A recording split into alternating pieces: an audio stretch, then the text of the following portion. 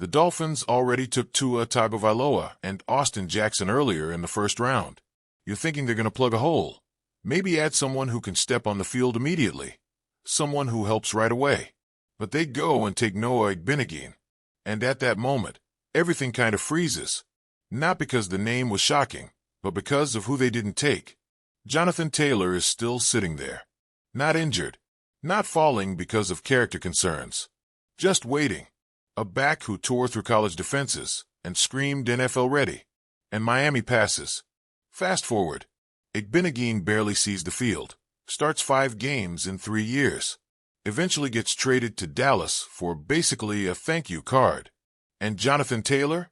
He goes to Indianapolis at pick 41 and just starts running like his cleats are on fire. Over 6,000 yards since that draft. Pro Bowl? Yup. All pro. That too. The guy is a machine. And every time he breaks a long run, every time he stiff-arms a safety into next week, Miami fans feel that sting. You know the one. That feeling when you realize you had a chance, and you let it slip through your fingers. Imagine Jonathan Taylor in this offense. Think about it. You've got Tua dealing passes, Tyreek Hill stretching the field, Jalen Waddle juking defenders out of their cleats, and then Jonathan Taylor pounding the rock, wearing out defenses, making defensive coordinators question their life choices. The Dolphins had 2 backs go over 800 yards in 2023. Taylor could have pushed that number into another stratosphere. And more than that, he's the kind of back who tilts the field, who forces defenses to commit, who creates space for everyone else. But they didn't take him. And people noticed. Fans noticed. The media noticed. Bleacher Report's Matt Holder even went out and called Igbinoghene the worst Dolphins pick of the last 5 years. Not because he was bad. Well, not only because of that, but because of who they missed out on. That's what hurts the most. It's not just a busted pick. It's a reminder of what could have been. What should have been. Now, sure, Tua has developed into a leader. Jackson's held his own on the O-line. That's something. But that third pick? That one just doesn't sit right. Because when a guy like Taylor is right there and you say no, man, that's tough to shake. Maybe they thought Igbinoghene's athleticism would translate.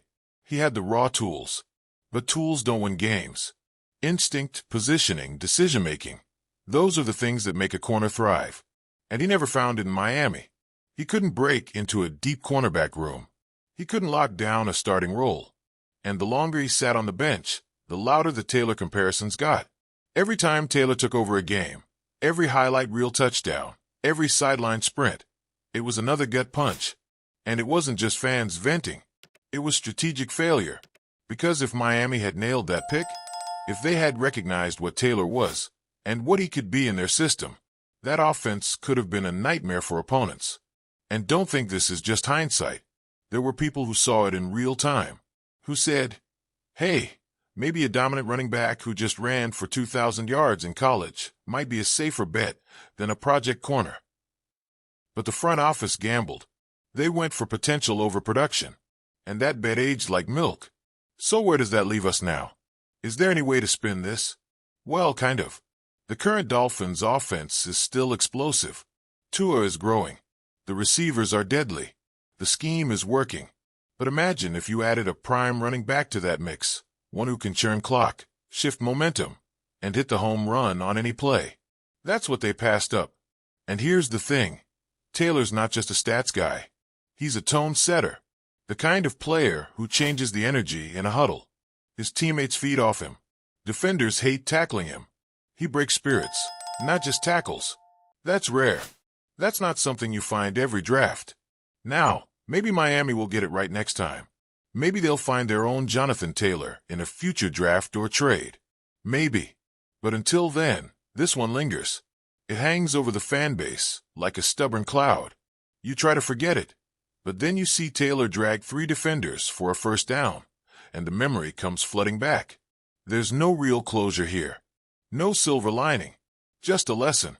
One that says sometimes the obvious pick is the right pick. Sometimes you don't have to overthink it.